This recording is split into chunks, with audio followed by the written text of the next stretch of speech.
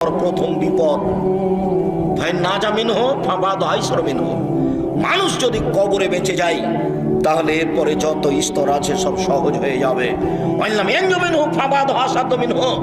মানুষ যদি কবরে বাঁচতে না পারে তাহলে এরপরে যত স্তর আছে সব আরো কঠিন ও জটিল হয়ে যাবে।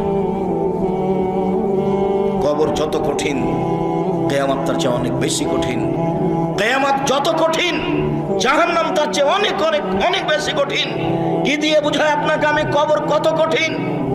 রাসূল সাল্লাল্লাহু আলাইহি ওয়াসাল্লাম বলেন, যখন তাকে কবরে জিজ্ঞাসা করা হবে দ্বীন সম্পর্কে, মুহাম্মদ সাল্লাল্লাহু আলাইহি সাল্লাম সম্পর্কে, ইসলাম সম্পর্কে, সে যদি উত্তর দিতে না পারে ইয়াযরিবু জারবাতান, এত জোরে তাকে ফেরেশতা মারবেন, ইয়াসিহু সাইহাতান, সে বাপরে মারে করে চিৎকার করবে, ইয়াসমু মা বাইনাল মাশরিক ওয়াল মাগরিব।